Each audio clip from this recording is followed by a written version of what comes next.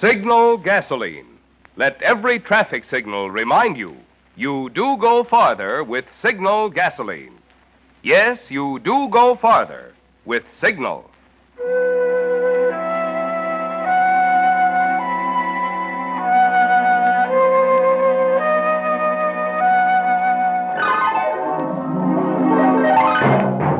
The Signal Oil Company and your neighborhood Signal dealer bring you another curious story by The Whistler. Tonight, The Deadly Innocent.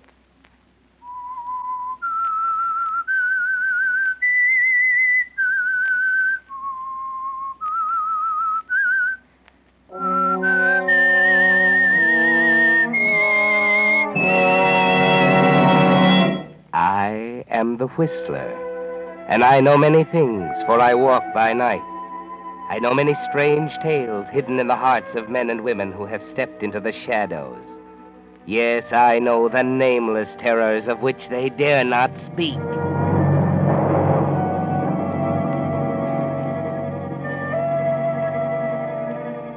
Have you ever hated a man enough to kill him?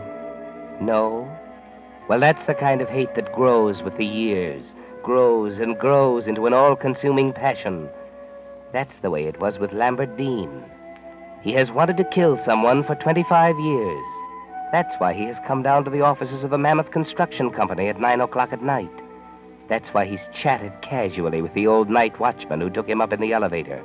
Chatting, oh, so casually. But he thought out every word in advance. The night watchman will remember them later, just a little later. There should be just a crack of light showing under the door of the president's office. Yes, there it is. And Lambert is going toward it. So you've never wanted to kill a man? Listen, you may get a few pointers. Hello, Joe. Huh? Oh? What are you doing here? Why, did I startle you, Joe? I'm so sorry. What do you mean by busting into my office? Can't you knock? Oh, sure, Joe. I'd never think of walking into the president's office without knocking during working hours. I didn't think it'd matter tonight. Any time I'm here is working hours. Remember that if you want to hang on to your job. Now get out. Well, don't you want to know why I came down tonight? I do not. Any fool could take care of the bookkeeping department in the daytime.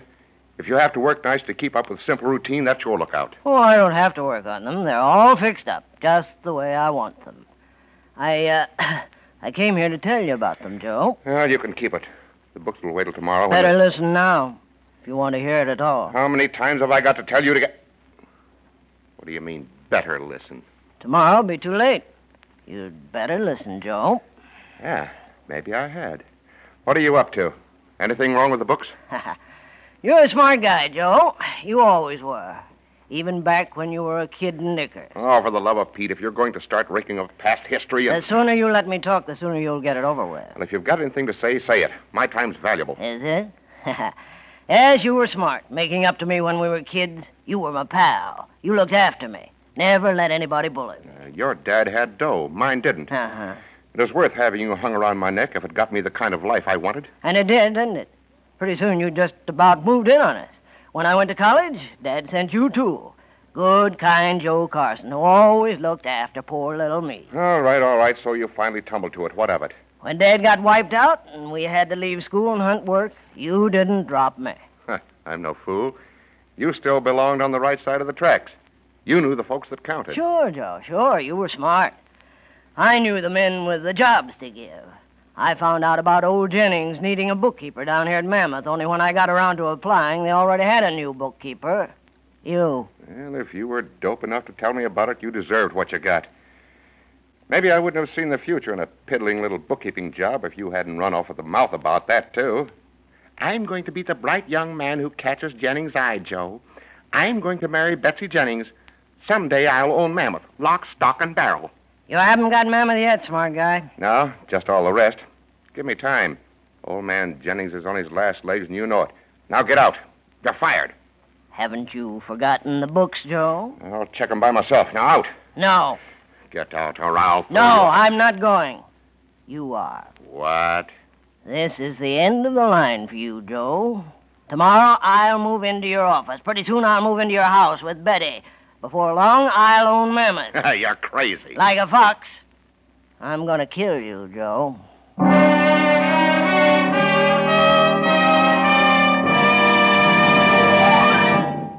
Signal goes as far as before the war. Yes, Signal gasoline still goes as far as before the war. But how can it, I hear you asking? How can it when certain gasoline ingredients are reserved for war? Well, that's what I want to tell you. You see, it's true. Certain of the more volatile ingredients, such as isopentane, have been reserved for war. That's why Signal Oil Company is frank to admit no gasoline today can promise you all the pep and anti-knock performance you found in pre-war Signal gasoline, and which you'll be enjoying again in even further improved Signal post-war gasoline. But when it comes to mileage, that's another story. For today's Signal formula contains not only all the high-energy components that gave pre-war Signal its superior mileage, but in addition, new hydrocarbons rich in mileage have been added. That's why it's a fact. The famous Signal formula still places the emphasis on mileage. That's why it's just as true today as it was before the war.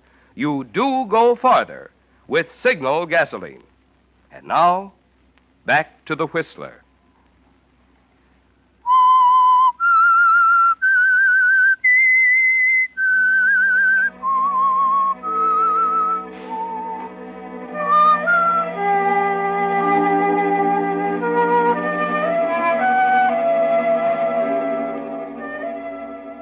Well, they say even the humblest worm will turn if you step on him hard enough. You didn't think of that, did you, Joe Carson, when you used your pal for a stepladder, stole his job, his girl, the life he planned? You weren't quite smart enough. You're alone in your office now with the night pressing around you, alone with the turned worm. He's going to kill you, Joe. Sit down, Joe. Drop that gun, you crazy fool. Sit down. That's better. Wouldn't like you to be uncomfortable. You've got a nice, easy chair to die in, Joe. The president's chair. Now, Lamb, listen. Let's talk this thing over. We're both businessmen. Maybe we can make a deal. When old man Jennings kicks off, there'll be plenty for both of us. Now, come on, put down that gun. And we'll Put down this gun? Why, Joe, I like it. Feels good in the hand. A sweet gun, Joe. But, The day you bought it, you signed your death warrant. You know that? Would you like to know about it?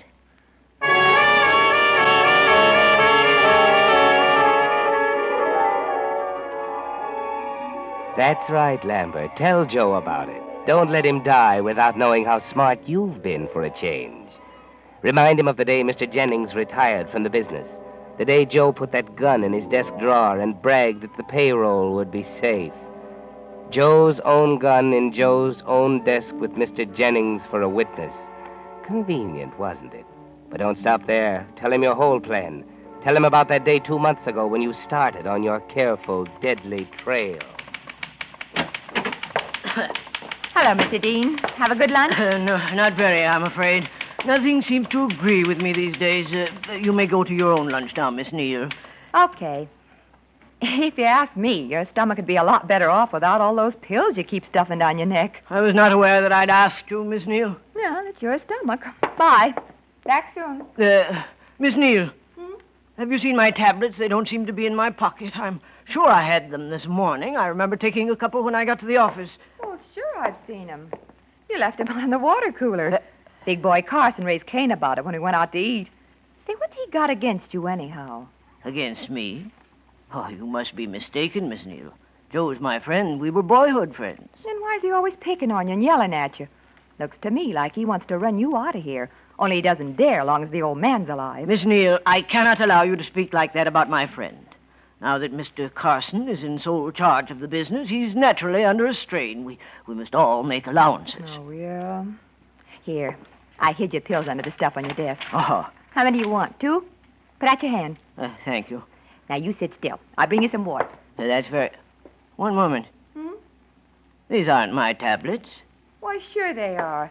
They're right out of your bottle. That little brown bottle you're always hauling out. See? Yes, that's my bottle, but the tablets, mine were white, too, but considerably smaller. I showed you one yesterday. Don't you remember? Remember one tablet from another? Oh, honest, Mr. Dean. Well, gee, you're right. Yours had some kind of trade name stamped on them. These are perfectly plain. That's strange, isn't it? Somebody's playing a dirty trick on you. Probably thought it'd be a good joke to give you something that'd really upset your tummy. Why, I can't believe it. Say, there's Mr. Carson. What? Joe? That's it, I'll bet you anything. It'd be just like him. Oh, now, Miss Neal, please. We have no proof that Mr. Carson had anything to do with this. He saw the bottle, didn't he? He yelled about it, and he hates you. You know he does. These tablets may be perfectly harmless. Harmless? Oh, golly. You don't suppose Mr. Carson would... Oh, no. Don't let your imagination run away with you. But, Mr. Dean, he obviously wants to get Now, rid of you. Please, Miss Neal. I forbid you to speak of this to anyone. I'm going to destroy these tablets at once, and we'll forget all about it. Well, it's your funeral. But if it was me, I'd have those pills analyzed.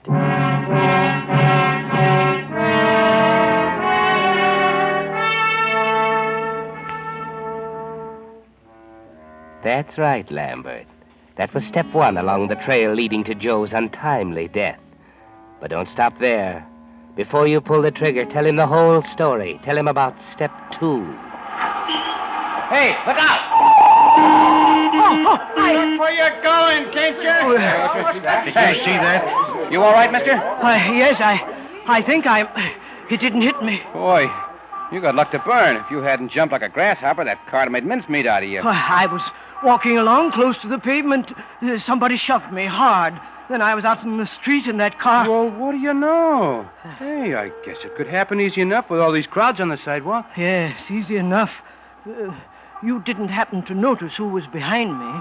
In all that gang? Look, mister, there were dozens of people. Businessmen and ladies shopping and... Well, I thought you might have seen one special person. He'd be a big man, gray hat and top coat. You'd notice him. Wait a minute. You mean that shove wasn't no accident? This guy was out to get you? I'd rather not say any more. Well, if that's the way it was.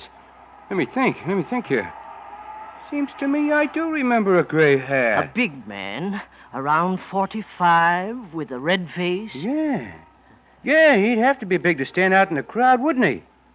Red face. Sure, I remember now. Perhaps you saw the face towering over me? Towering over you? Yes. Oh, he must have been for me to pick him out special. Hey, that puts the fella right smack behind you. I thought so. Thank you, Mr. Robinson's the name. D.L. Robinson. Robinson. You're going to report this to the police, ain't you? I could go along with you and tell them what I seen. Well, not just yet. I can't be sure. If I was in your shoes, I wouldn't wait to be so all-fired sure. Anybody start shoving me under cars, Well, boy... please, I'll call on you if I need you. In the meantime, perhaps you'd better have my name, too. It's Dean, Lambert Dean. You remember? In case of accident. Lambert Dean. You bet I won't forget. Darned if I could take a thing like this in my stride. If I was you, I'd be yelling for the police so loud they'd hear me in Jericho.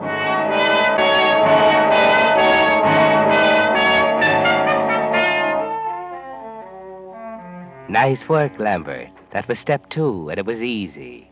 All you had to do was plant an idea and watch it grow. Little Miss Neal was already sorry for you because Joe Carson kept bawling you out.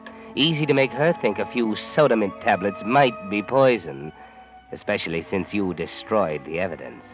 Easy to step off the curbing into the path of a car and then convince an excited witness that you were pushed by a big florid man like Joe Carson.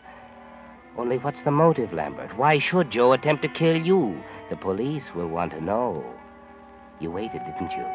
Waited until this very afternoon when Joe Carson was out and old Mr. Jennings made one of his rare visits to the office.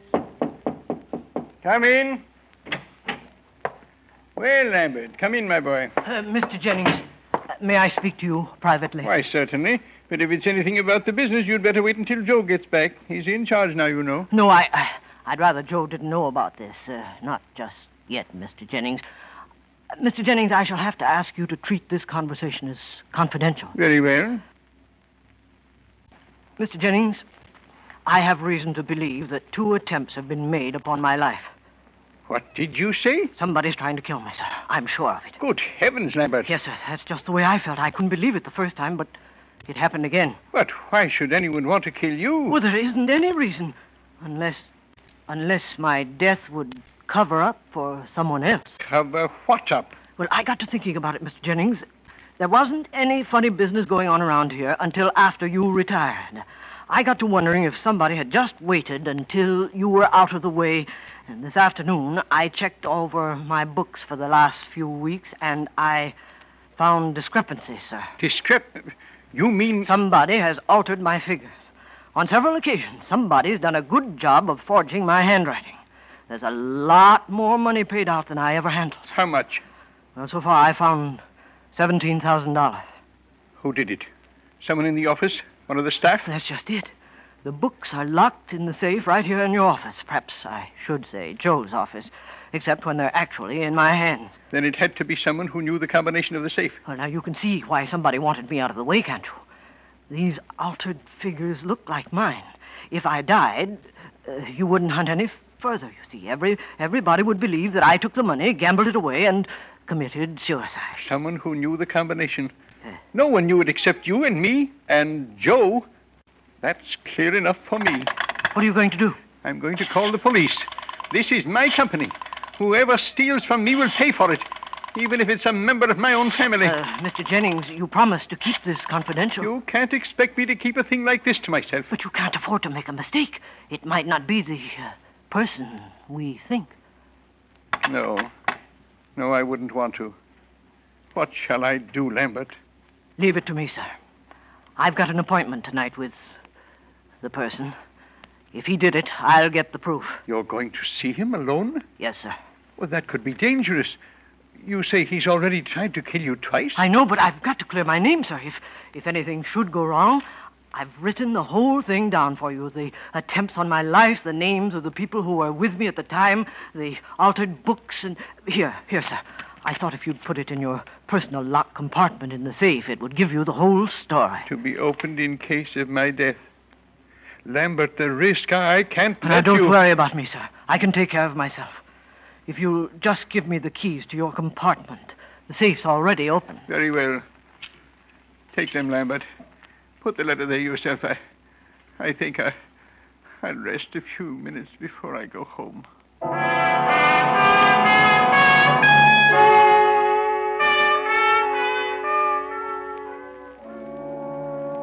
Poor old Mr. Jennings. It's a shock to him to find out his son-in-law is a thief. You forged a fine, strong chain of circumstantial evidence, haven't you, Lambert?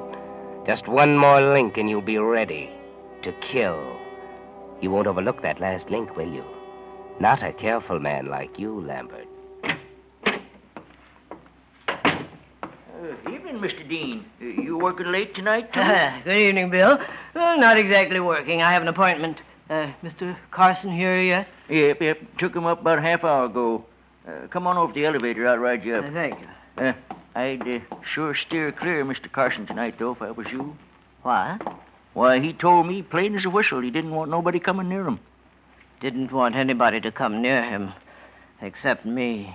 Looky here, Mr. Dean. You don't mean... There's been some mighty funny talk going round this building. Talk? That little Miss Neal that works in your bookkeeping department. She's been spreading it around about somebody wanting to bump you off. Of course, I didn't pay no mind to her at the time. Women always... Bill, I want you to do something for me. Why, sure, Mr. Dean. It's a warm night. The window in Mr. Carson's office on the second floor will probably be open. Now, you stay in your cubbyhole on the first floor and keep your window open, too. If you hear anything, well, out of the way... Don't you worry. I'll get up there so fast you can't see me for dust. No, call the police. You want to get killed, too? Killed? Me? Oh, Mr. Dean. No, you'll be all right if you do as I say. Get the police here if you hear anything funny. Yes, sir, Mr. Dean. Oh, sure. Now, take me up to the second floor. Yes, sir.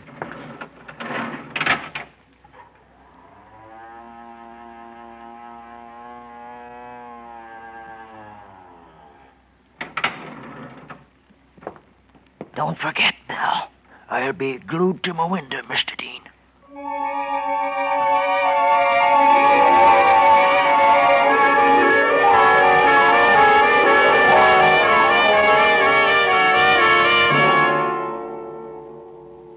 That's right, Lambert. Now you've done it. Now you've told Joe the whole story right up to this minute. Well, it's almost time to pull the trigger, Lambert. But don't be in too much of a hurry. Yeah. Yeah, well, there you are, Joe. That's the whole story. The watchman's waiting downstairs right now. I worked the whole thing out, as you can see. Why, you framed me. That's a smart boy, right the first time. Why don't you congratulate me? You ought to appreciate smart work. I never stole anything. Just my job, my girl, my whole life. I came up here to check the bids. I didn't make any appointment with you. Who's going to believe that? You planned to kill me. You could claim you discovered a shortage. That when you accused me, I went for you. You had to shoot me in self-defense. But, Lamb, I didn't. I never... Only you won't be around to put in a claim. Old Bill is going to hear something, all right. Just one shot, just one. When the police get here, they'll find you dead. I accused you, Joe, you see? You went for your gun, and I went for you. In the tussle, the gun went off. So sorry, Joe. Oh, you're crazy. You're crazy, Lamb. Am Crazy. I? Well, somebody's going to run the business after your regrettable demise. I've been here nearly as long as you have. Who knows it better than me? Somebody's sure to console your widow one of these days. I've known her since I was a kid.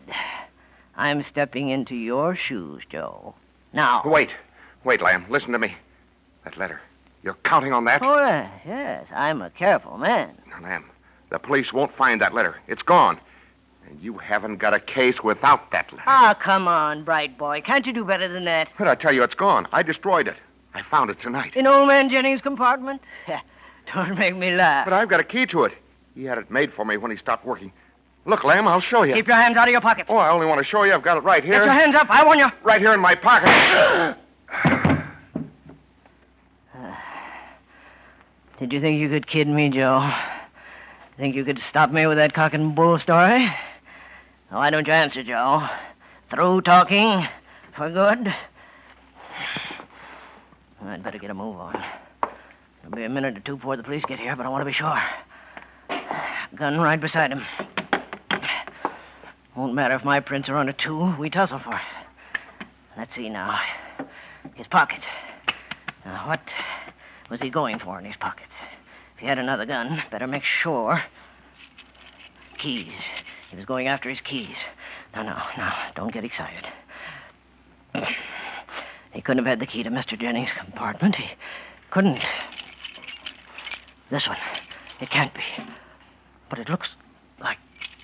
If that letter's gone, it can't be the key. But it is. The key to Mr. Jennings' locked compartment in the safe. Now, what about the letter, Lambert? Did Joe find it and destroy it? Take it easy, Lambert. Don't get so excited. 27 right. 15 left. 35 right. 5 left. Now, the compartment. It won't fit. The key won't. It does. Well, get it open. Get it open. It's gone. I put it right on top and it isn't there. Maybe it slid down behind the other stuff. It isn't here. Oh, yes, Lambert. The letter's gone. But there's no reason to get so excited. It doesn't matter. You've still got a case. You've planted the evidence very carefully. Don't lose your head, Lambert. You think your case will sound funny without the letter to back it up? You're getting more upset the more you think of it, and the police will be here any minute. Watch out, you'll ruin everything you've built up so carefully. But you can't see that, can you? Wait, Lambert, wait. Hey, look, there he goes. Out of my way. Hey, you, stop. The fire escape. He's getting away down the fire escape. Come on, Fred. Okay, stop or I'll shoot. Can you see him? Not halfway. Get your flashlight on him. Yeah. How's that? Okay, stop, I tell you. Get him, Fred.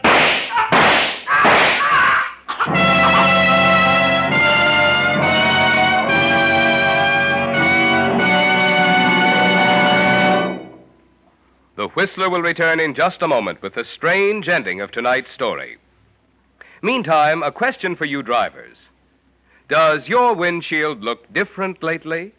Has something new been added? I'm talking about the new 1945 Federal Use Stamp. It's time for it, you know. And it's also time to pick up one of Signal's free use stamp protectors if you want to be sure of getting yours. Signal Oil Company had these neat, transparent little shields made up to protect your use stamp from moisture and scuffing, so it will stay on without peeling through a whole year of wear and window washing. Every car needs one. But like all things in wartime, quantities are naturally limited. And that's why I'd suggest that you get yours this week, tomorrow if possible. Just drive into any of the friendly stations displaying Signal's yellow and black circle sign and say, I'd like one of Signal's use stamp protectors that was offered free on the Whistler. And now, back to the Whistler.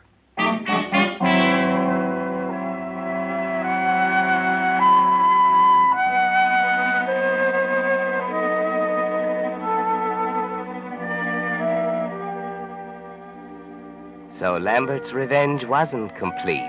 He killed Joe, but he himself was killed by the police when he ran from them. He'd counted on that letter to prove he'd killed Joe in self-defense. When the letter was gone, he lost his head. You see, the unexpected had happened. It so frequently does. In murders. Remember that when you think you'd like to kill somebody. Poor Lambert, if he'd only had a minute to think. Oh, we're through with the books, Mr. Jennings. The figures had been tampered with? Sure, the original figures have been changed. We talked to the witnesses, too. That girl in your office, the fellow that witnessed the street accident, and your watchman. I guess there isn't much doubt about what happened. There is none to my mind. Lambert must have accused Joe of theft. Perhaps he was even unwise enough to tell Joe about the letter he had left in my care. Lambert was a good man, a responsible man, but mentally a little slow. Yeah. The way I figure it, Carson knew the game was up. He must have got the drop on Mr. Dean and held him up while he got set for a getaway. Oh, the safe was open and the stuff in your private box was scattered all over the place. I kept money for my personal use there. Sometimes fairly large sums. Joe knew it. I'd had a key made for him so that he could bring me cash from time to time when I was unable to get to the office. Well, I can understand Carson's death. That was an accident when they fought over the gun. What I don't get is why Lambert Dean ran out on us. I don't like shooting down innocent men. You mustn't blame yourself. You couldn't have known. As I said, Lambert was not quick. I suppose he thought he could not prove Joe had attacked him. Oh, we might not have either, without that letter. Yes, it's a fortunate thing I remembered that Joe had the key to my compartment. Of course, I removed the letter at once and took it home with me. A very fortunate thing. Otherwise, we might never have known what happened.